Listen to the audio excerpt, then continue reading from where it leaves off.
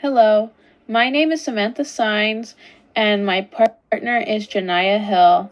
We are presenting the Victoria and Albert Museum website.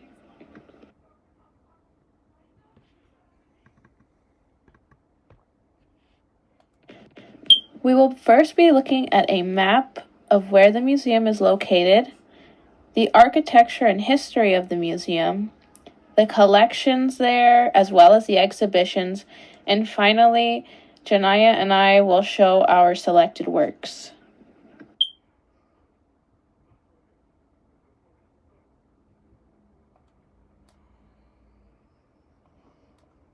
Looking at the map, you can see how far away the UK is from us.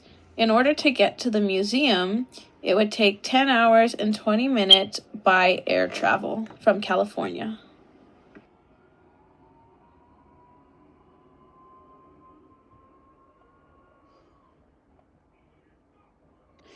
The Victoria and Albert Museum has quite a bit of history.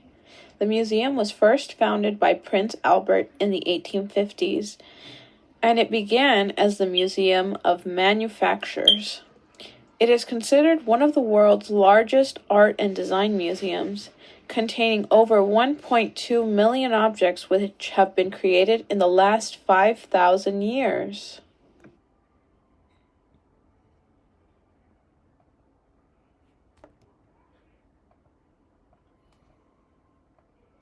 There was a lot of information in regards to architecture and building, so I condensed it down to these main points.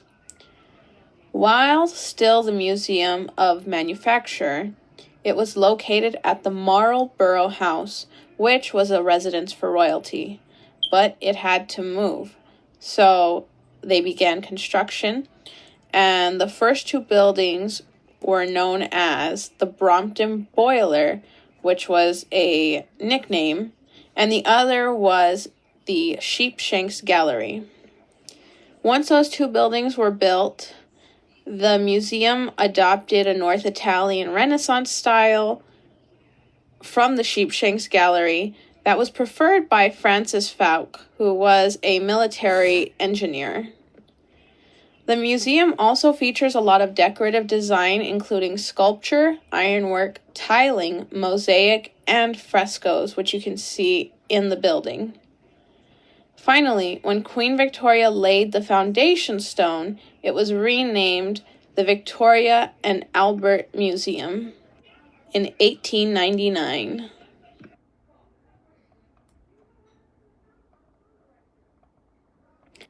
One of the final things to be done was adding an inscription above the archway of the museum, which reads the quote, "The excellence of every art must consist in the complete accomplishment of its purpose," by Sir Joshua Reynolds.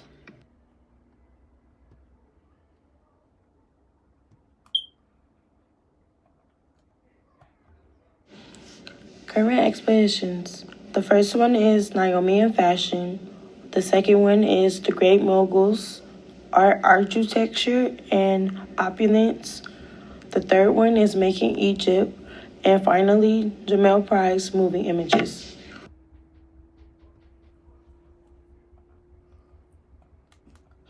One of the expositions is Naomi in Fashion. This is the first exposition of its kind to examine the incredible career of the fashion model Naomi Campbell.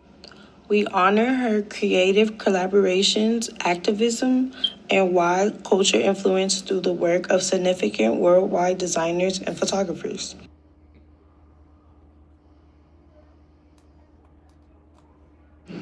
Another exposition is Making Egypt. Experience ancient Egypt's creativeness and how it continues to inspire art, design, and popular culture today, and its fascinating trip from ancient to present.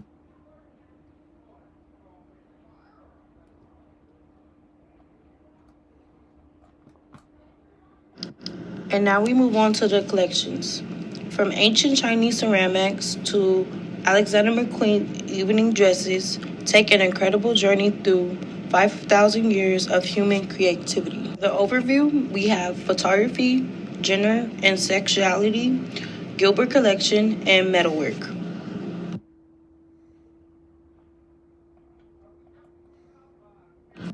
One of these collections is Gender and Sexuality. Artists have explored gender and sexuality subjects in every medium imaginable. The availability of significantly different interpretations indicate the variety of gender and sexuality as wide and continually evolving. The collections go beyond the standard of mainstream masculinity and femininity, highlighting historical gender nonconformity. They disclose history of sex and spirituality, discrimination and pride, and the fight for visibility and equality.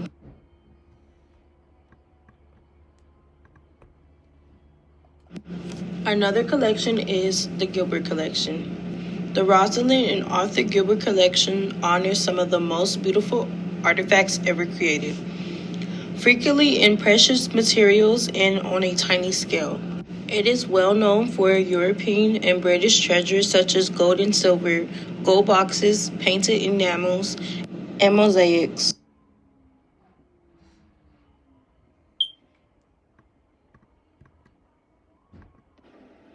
Hi, my name is Sam, and my first selection is the hat worn by Idina Menzel as Elphaba in the original 2003 New York production of Wicked.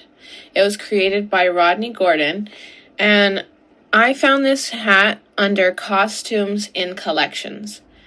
This is a bit of a more fun selection for me, as it's more current, but also I am a musical buff, so I thought it was really interesting.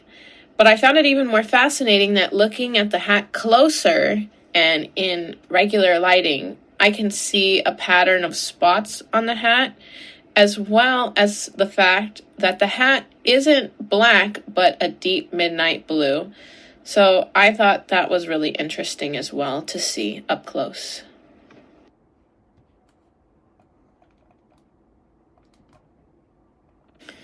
My second selection is The Temptation in the Garden of Eden, which is an oil painting that was done by Jan Bruegel the Elder. It's estimated to be from the 1600s and was made in Antwerp, Belgium. I found this painting in collections under paintings, and I chose it because it really captured my eye. I also enjoy older oil paintings because of their experimentation with light and shadow and colors. I just find them very visually rich, and they often have a story to tell. But what I really enjoy about this painting is the fact that it has so many animals in it, and you can really tell that the painter did not shy away from foliage and more natural shapes, such as the feathers in a swan or the leaves and foliage. So that is why I chose this painting.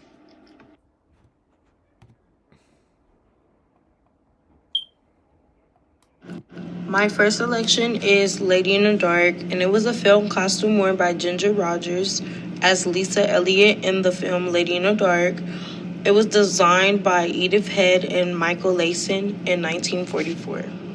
The reason I chose this is because I find the dress really pretty as far as like all the sequences all in the dress. I guess it just pops out to me like it's a really pretty burgundy, like it's like a burgundy purple or something like that. And if you look really closely, you can see like the designs in the dress. Also, the dress looks more like a skirt type of thing, the way it's designed. So yeah, I found it really interesting. Also, I found this in the collections part of the website and then go to costumes.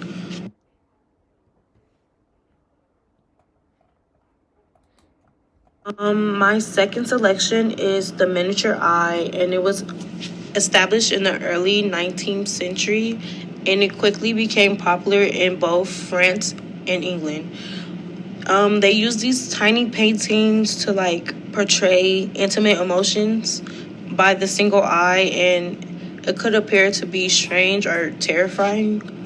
They will use the eye as a symbol, especially during the French Revolution, and in Britain they will use it as a love keepsake or many other things. And because of their small size, many go inside, and the identities of their subjects sometimes are lost to history. And this is why I found this one really interesting, because of the design, like far as the pearls around it, and then the eye.